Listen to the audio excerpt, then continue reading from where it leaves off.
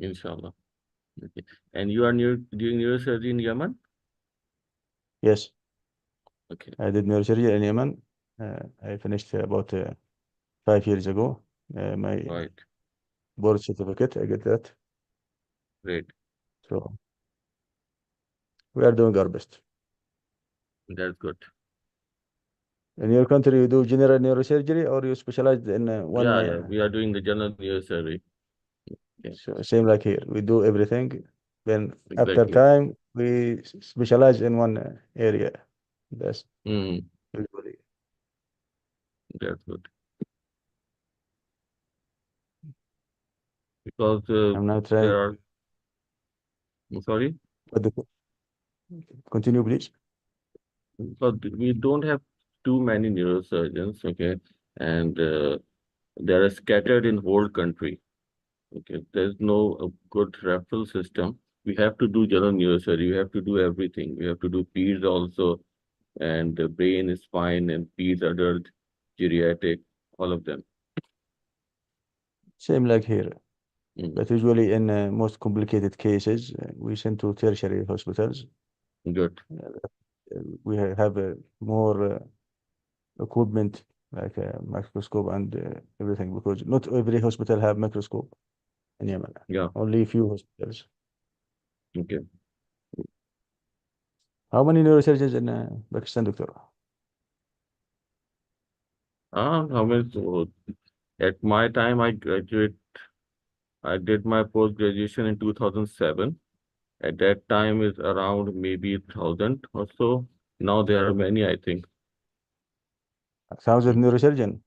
So at that time, about So now it will be at maybe at least double. 2007, hopefully So more than double. uh, Okay. you have a We have, good number. yeah, Here because, we maybe 200 maybe at most okay, okay, in all Yemen. This including residents. okay, right. Yes. Now I trying to contact Professor Riaz Yes, Ahmed, okay, see if he can join us. right. Okay.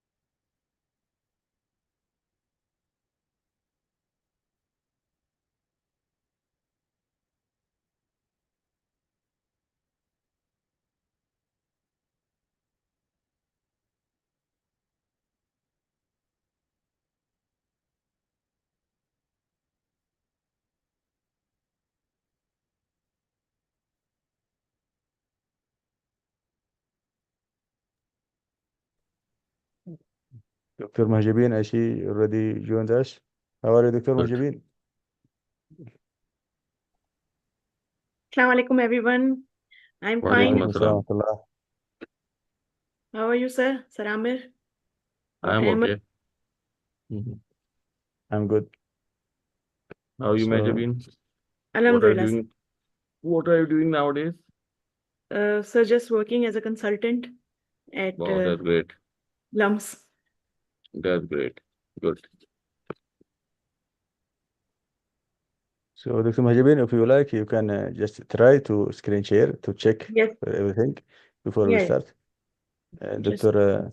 Professor Riaz will join us shortly. yes. Just give me a second.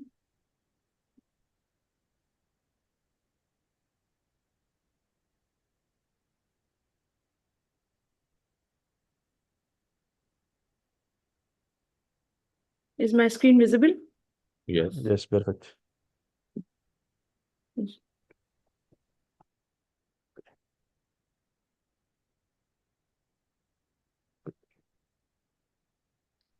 So, Professor Amr, working at Yeah, I'm working Pakistan. at Yeah? tertiary care unit in Karachi.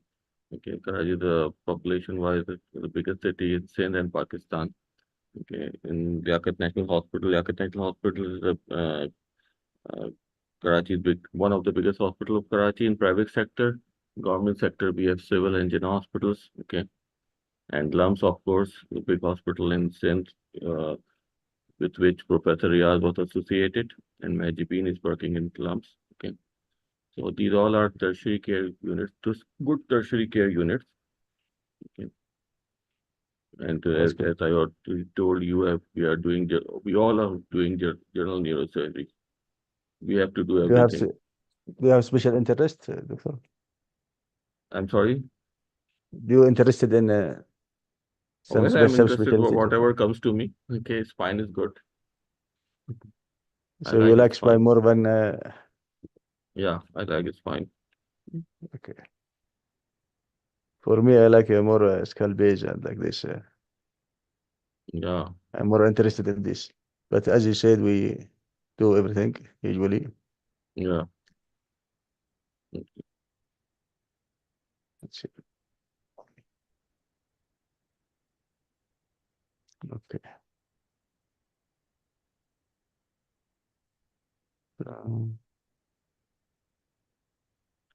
Professor Riaz will join us now. I just called him. Okay, He's good. opening his laptop, but he has some problems. But we still have 4 minutes. I think he can make it. Okay, it's okay. Inshallah. Okay, that's good. Inshallah.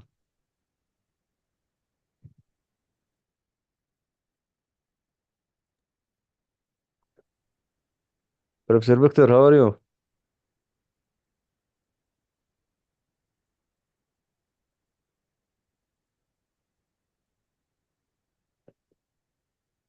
I see Professor Victor Hugo Perez. He also joined us. He Good. was with us since module 1. He's, Okay, right. Great. and we are honored by his participation with our programs. Professor, how are you, Professor? Hello, how are you? How are you, sir? How are you, Doctor? Fine.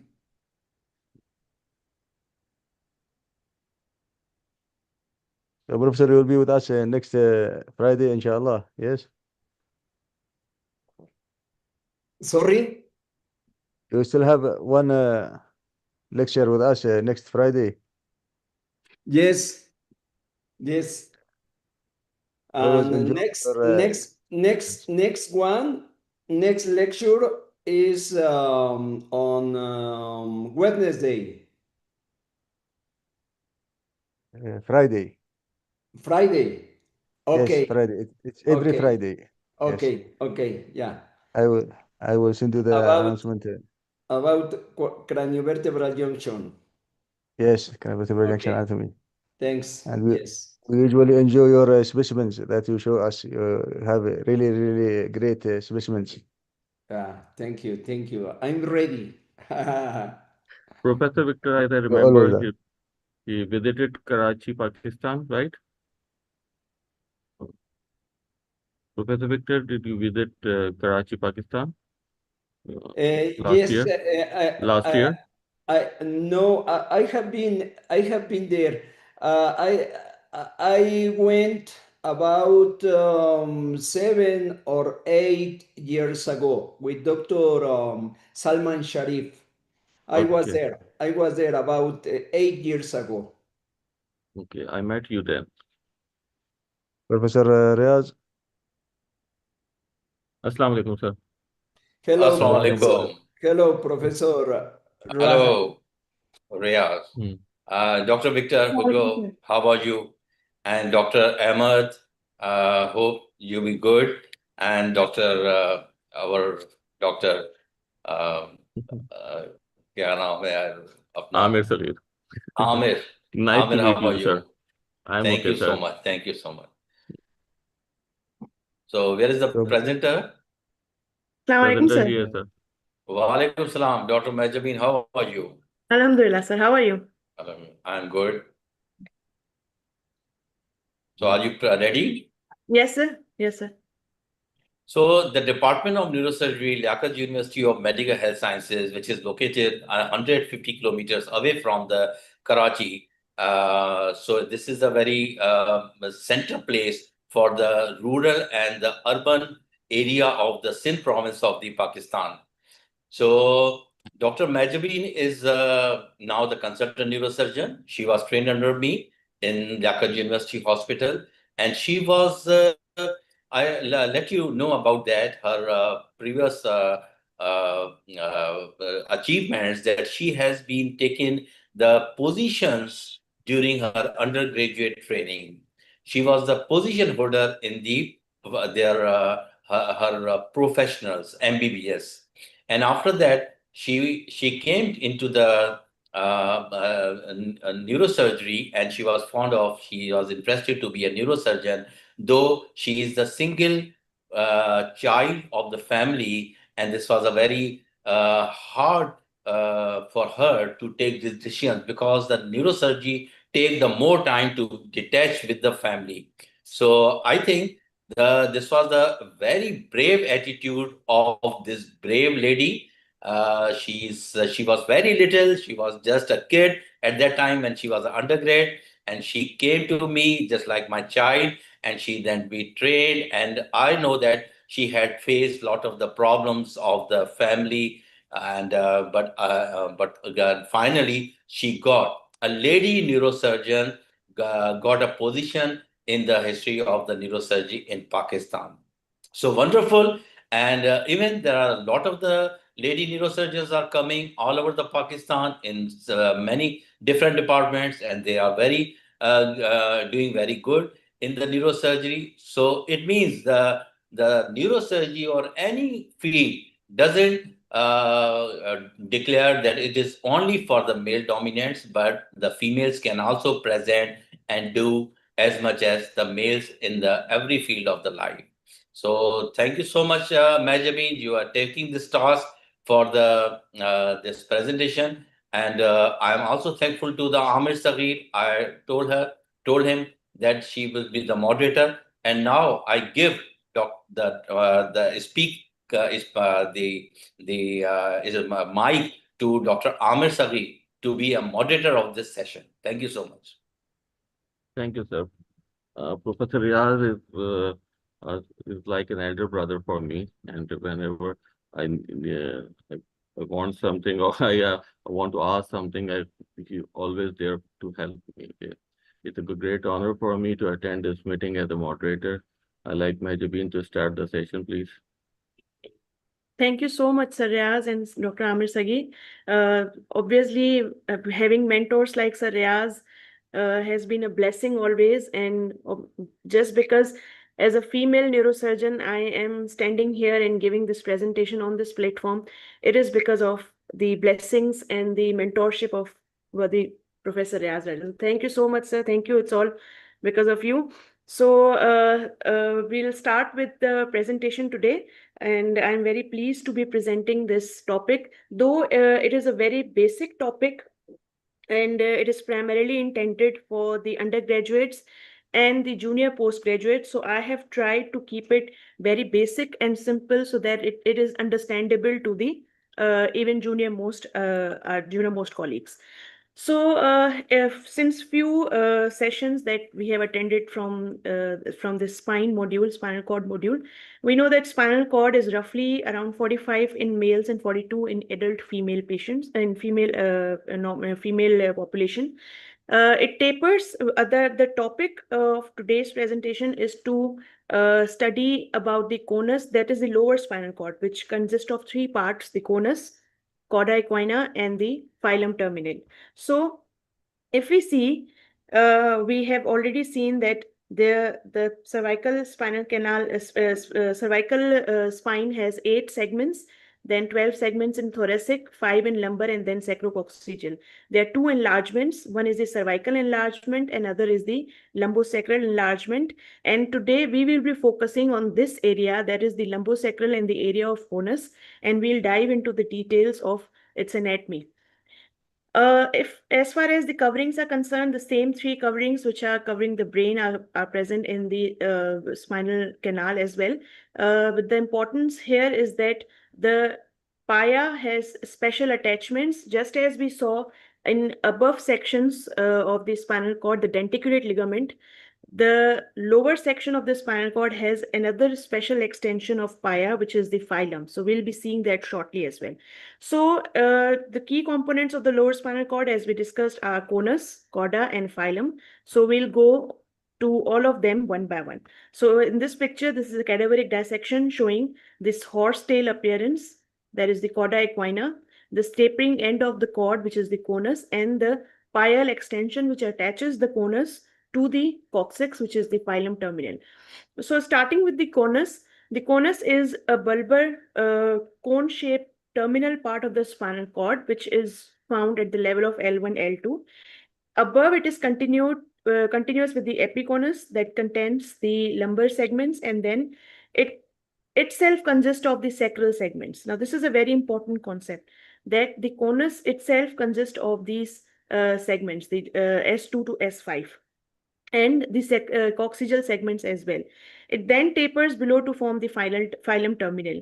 The diameter of the conus in anterior-posterior dimension is 5 to 8 mm, and the transverse diameter is 8 to 11 mm. Then we have a very important clinical correlation here, that sometimes there is a small ventricle that is called as the fifth ventricle or the terminal ventricle that can be present in the conus medullaris, and it's a normal variant, and clinically it is not such significant, but sometimes it can be confused with syrinx. So we should keep this anatomical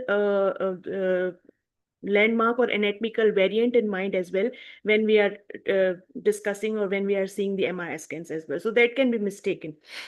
Also, we know that conus can be involved in a lot of pathologies. We'll see them as well, especially the tethered cord syndrome and conus tumors, especially the myxopapillary ependymoma, that we'll see in the next slides. Then we have the phylum terminal, which is the anchor that attaches the conus to the coccyx. Basically, it is nothing but it is an extension of the pia, and it is around 20-22 centimeter in length, and it has two parts. Then the part which is inside the dura is known as phylum terminal internum, and the part which is outside the dura is phylum terminal externum. So this is a picture. We can see that this strand of pia is the phylum terminal. It attaches the conus to the level of the coccyx. Now it is further divided into two parts. Above the level of S2, the part of the phylum that lies within the dural sac, that is within the thecal sac, is known as the phylum terminal internum, and the one that goes outside the dural sac or the thecal sac and goes all the way to the level of coccyx is known as the phylum terminal externum. Again, this picture, we can see that this is the phylum terminal internum here, and then it pierces the dura, goes out, and then attaches to the coccyx, which is called as phylum terminal externum. Now, this is an intraoperative image of phylum terminal, and we all know that how to differentiate phylum terminal clinically, as in by seeing it grossly from the nerve roots of cauda equina, and also obviously the definitive method is by intraoperative neuromonitoring. Then we go to the cauda equina. The cauda equina actually is nothing but a horse tail that consists of all the lower lumbosacral roots from the lumbar L2 to the sacrococcygeal area, and that descends into the subarachnoid space in the thecal sac.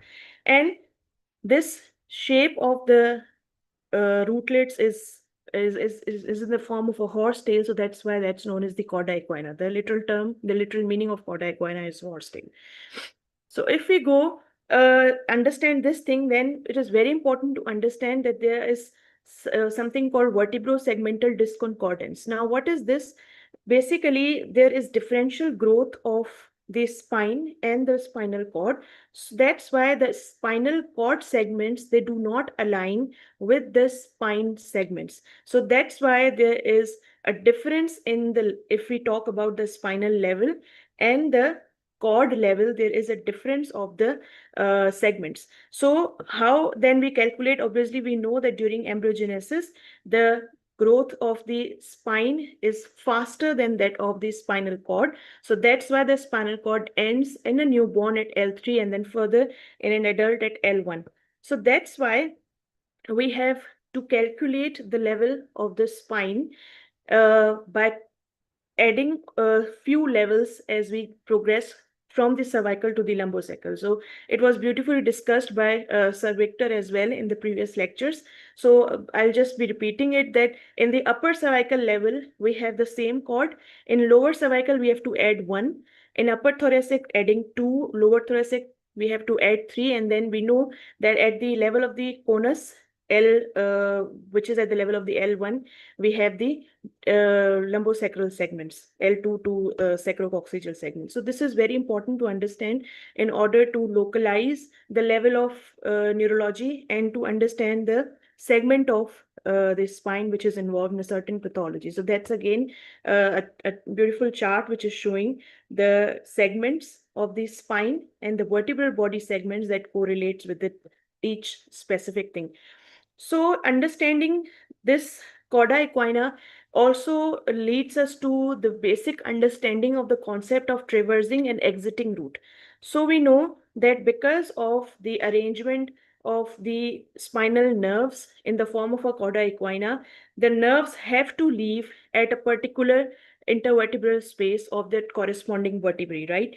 So, but at that level, we have those routes as well, which are going downward in the form of a cauda equina, in the form of a horsetail, to reach at their respective level to leave from their respective foramen. So this gives rise to the concept of exiting nerve route and the traversing nerve route. So this concept becomes very important. Obviously, it's a very fundamental concept, but it's a very, very important concept to understand the nature of the root compression in disc prolapse. So we all know that the traversing nerve route, for example, this is the traversing nerve route. This, for example, on this side, we can see this is the L4 traversing nerve route. And in the disc prolapse of L3 to L4 intervertebral space, there will be compression of this traversing nerve route. So exiting nerve route is compressed whenever the disc is somehow laterally. So this concept is also important when we are discussing the cauda equina. Then let's go and see the cross section and the different sections of the cauda and conus. So this is a mid-sagittal view and this is the coronal view. Obviously here we have centrally placed central canal. Then we have outer gray matter, and then this is the white matter. This is the tapering end, which is of the conus, and these are the fibers which are forming the cauda equina. Cross-sectional anatomy has been profusely discussed in the previous few lectures, especially in the cervicothoracic anatomy. We have a lot of ascending and descending tracts, so I won't be repeating that. We have already discussed.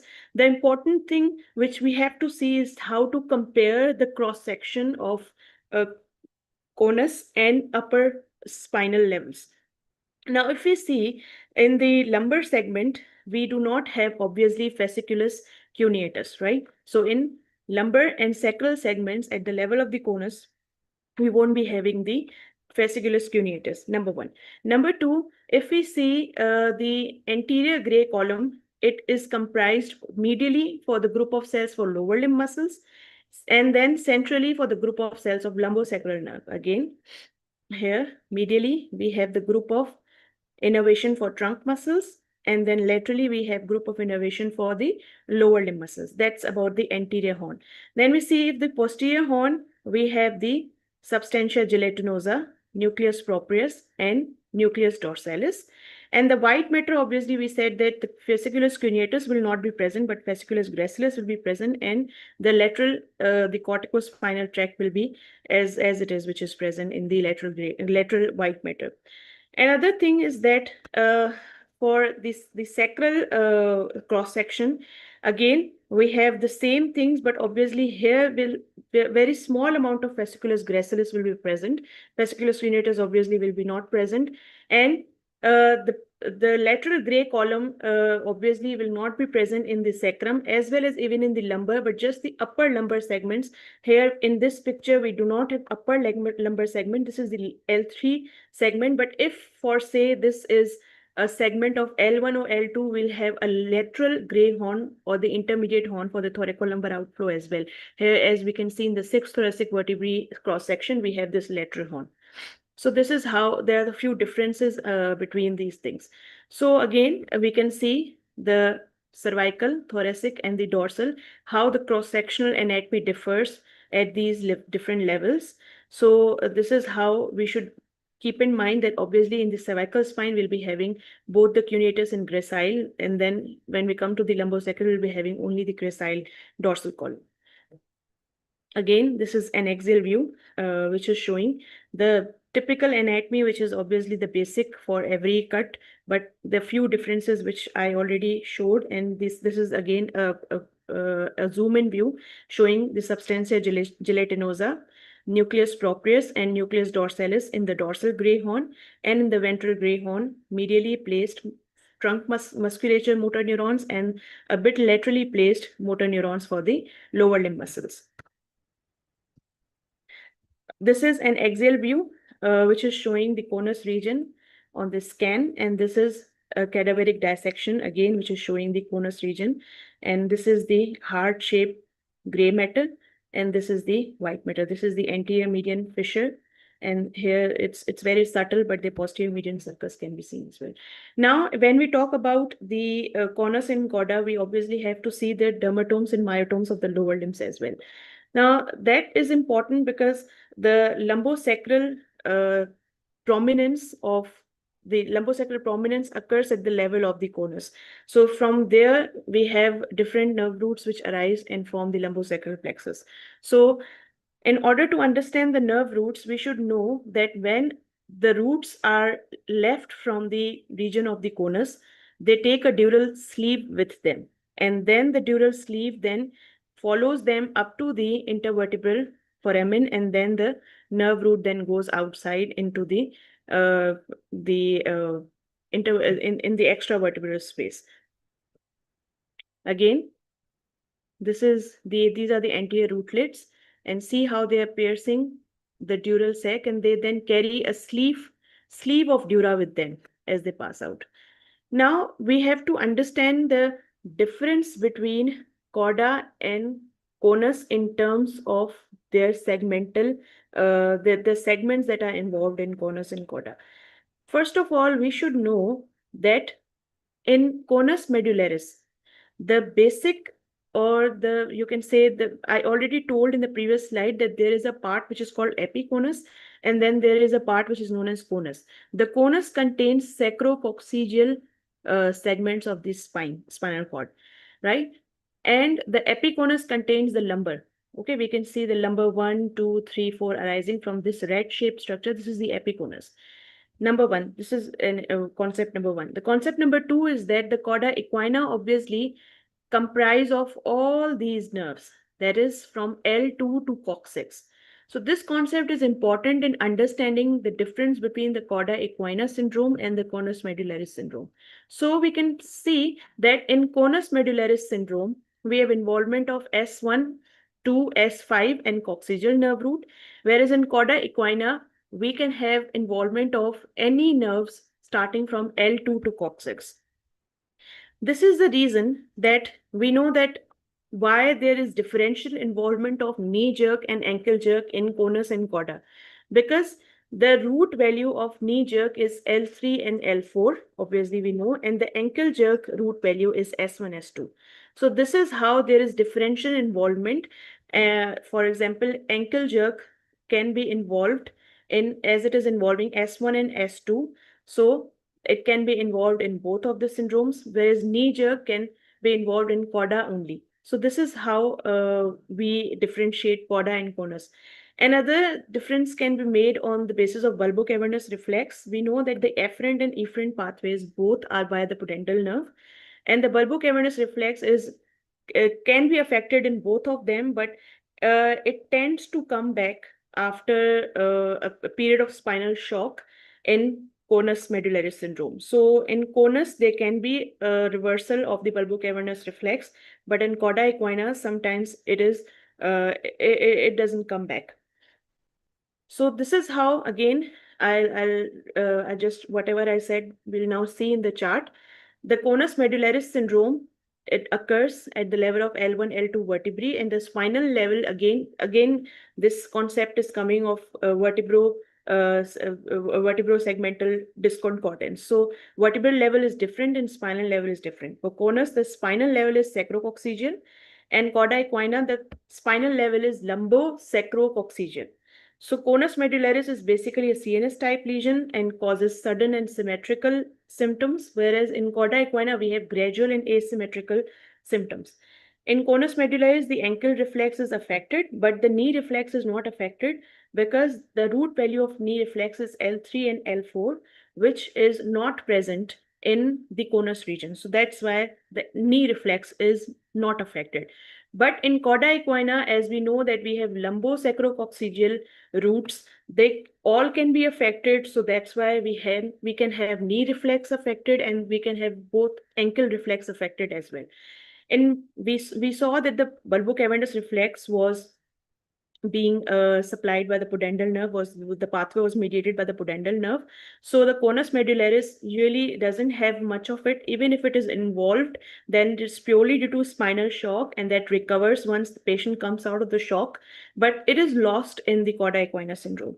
The motor, again, it is less marked because in the conus we have just sacrococcygeal nerves, and that's why the lumbar nerves are spared. That's why the lower limb muscles are less markedly involved, right?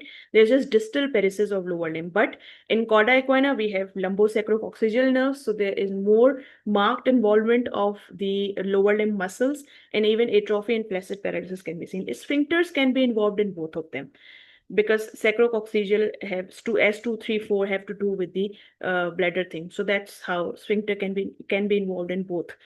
The sensory, obviously, numbness is more localized in the perianal region because of sacrococcygeal, but that typical saddle anesthesia is seen in cauda equina because there is involvement of the not just the sacrococcygeal part, but also the medial thigh is affected, the area of the saddle is affected. So that's why it is more extensive sort of numbness.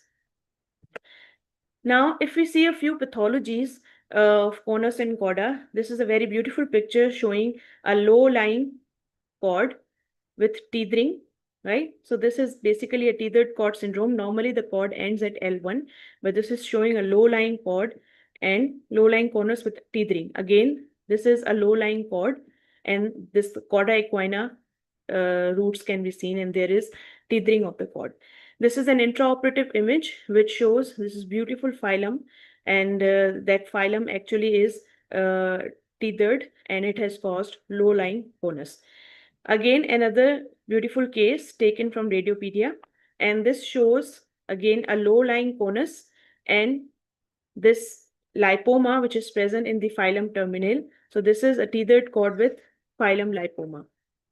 Another case of tethered cord, but now with the split cord malformation, we can see these two cords within the same sac. This is an intraoperative image of the split cord malformation. Again, a case of tethered cord, again with the split cord malformation. We have the low-lying conus, and we have on axial sections, we have the two. So we all know about the split cord malformation, type 1 and type 2. So this is how it goes. And the few other pathologies of the conus. Number one, obviously we know the myxopapillary ependymoma.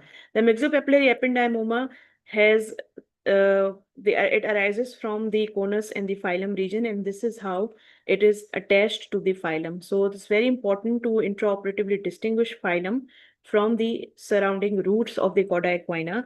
Obviously, clinically, we can differentiate, but the most important is intraoperative neuromonitoring. It's another case of cauda equina schwannoma.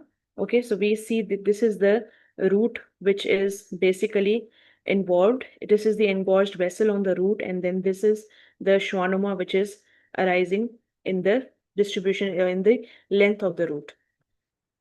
Then another case of conus, which is now conus cavernoma. So this is an intraconal cavernoma, and this is an intraoperative picture. This is the case of cavernoma. Another case of conus and cauda AVM. Again, here we can see that there are different veins and the dilated arteriovenous malformation at the conus region. A few words about the monitoring. Obviously, the monitoring of the lower limbs, the SSCPs and MEPs, they are carried out in cases of all the tumors of the conus and also the neural tube deformities like meningomyelocele if we are going to carry out.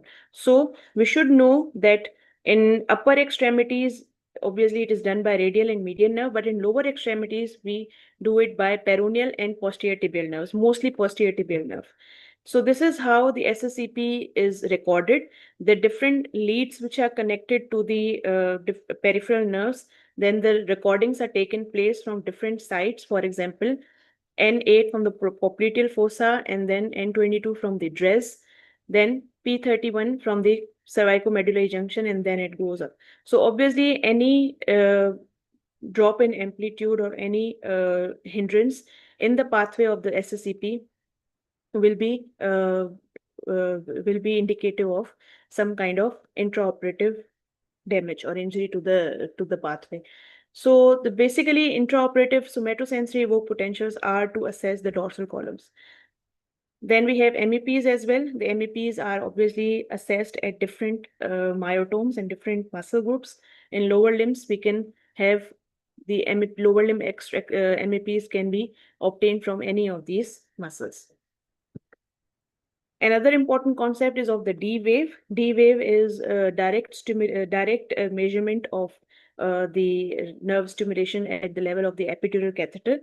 So this is also very important, and in a way that it is not affected by the anesthesia, and we can directly measure the impulses from the epidural space. So this was just a basic review from my side, and obviously I am very, very thankful to our seniors for giving me this opportunity to present a few words from my side, and I'm very happy to answer any questions that there are. Thank you. Okay. Thank you, Dr. Majabin. It was an excellent presentation done by Dr. Majabin. Okay, any questions, please? I'd like to Dr. Professor Victor to add some of his experience in this presentation. Thank you so much, dear professors. So, first of all, I want to congratulate to Doctor. Really nice lecture. Surgical pictures are really good and many variants about pathology over there. So, I have operated lipoma in the conus medullaris, and for me is sometimes really difficult because lipoma is very attached to pia mater, and if when you are resecting this kind of pathology, you need to protect the vessels, and they are very, very small. So for me it's really an easy but at the same time difficult resection of this kind of benign pathologies. So thank you so much, and again congratulations. Thank you so much, sir. Thank you. It is an honor to be present among legends like you. Thank you so much, sir. Thank you. Okay. Anyone like to add something? Or want to ask something from Dr. Majabin?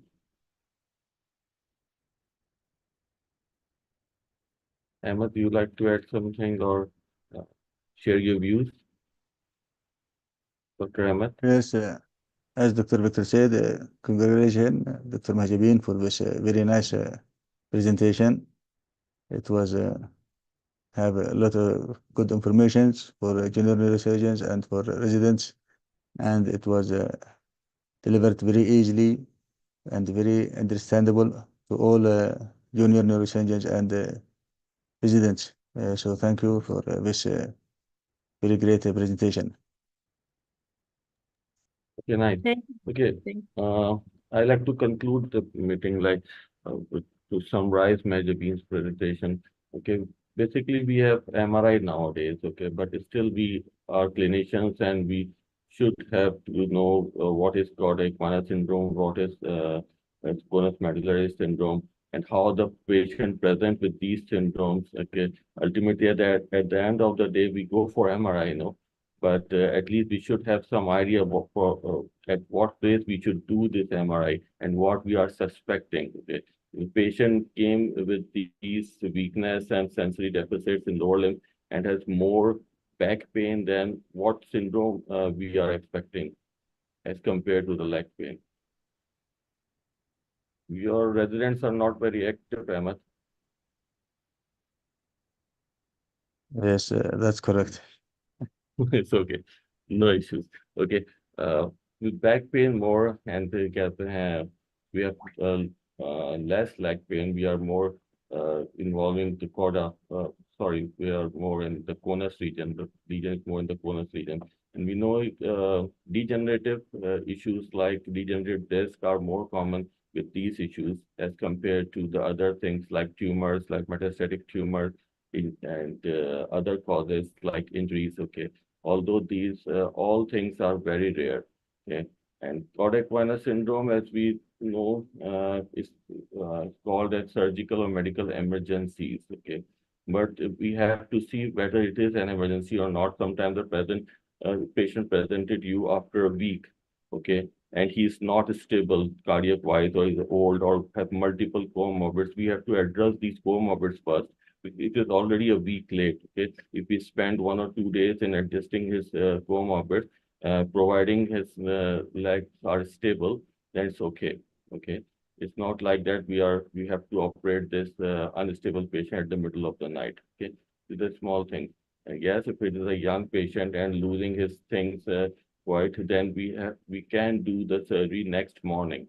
Even then, I don't prefer to do these kind of spinal surgeries at the middle of the night. Okay, so these are some points from my side. Okay, nice to meet you. Professor Riaz. Okay. If, we have Professor Riaz here. yes, I see him. If you have any remarks or comments.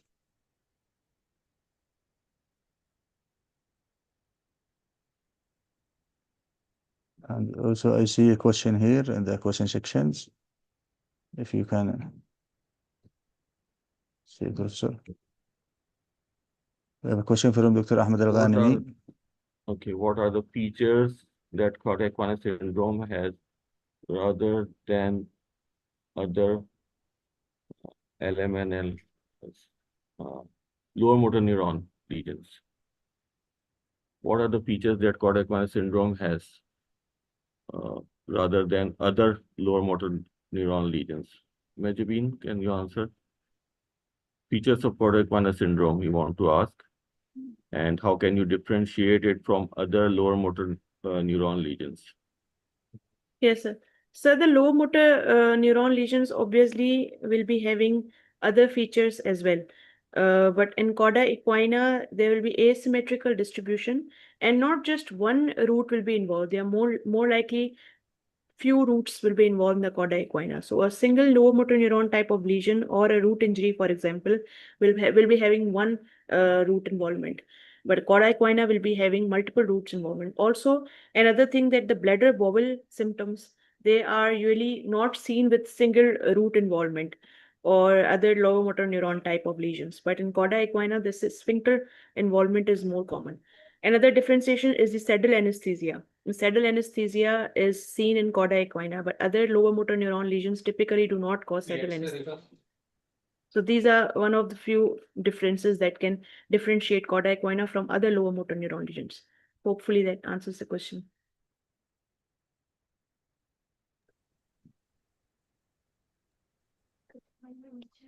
Well said by Majabin. You correctly answered the question. So, Professor Riaz, sir, we need some comments. I will not say the well said because I have listened her since decades, more than 1 decade. And I really always appreciate and enjoy when she talk, when she present. We work very hard and on the presentation. So it was a wonderful presentation from the every point of view that she has presented about the Coda Icona very well. Thank you so much. Agreed. Good job, Majabin. Thank you so much, sir. Thank you. Now we'd like to conclude the session. Anyone want to say anything, any comments or any question answers? Yeah, Ahmed, thank you for inviting all of us. Thank you, Majabin, for an excellent presentation. Thank you, Professor Victor, for your time, and Professor Riaz for your time. Thank you, everyone. Ahmed, you like to say anything? No, thank you, Doctor. I will leave you final remarks for this session. Dr. Ahmed, Okay. you always feel look very fresh. What you eat? Okay, that's good. Good question. I eat anything I find. So no special diet. Mashallah, mashallah. And also the Ramzan is coming, huh? Yes, So happy Ramzan to all of you. soon it will be in 2 weeks, I think. Yeah. So thank you so much. Thank you Thank so you, much. sir. Thank you. Thank So you. thank Thank you, you, everyone, everyone. and we see you all next week. Inshallah. I think. Okay, thank you. Okay, Allah Hafiz. Thank you.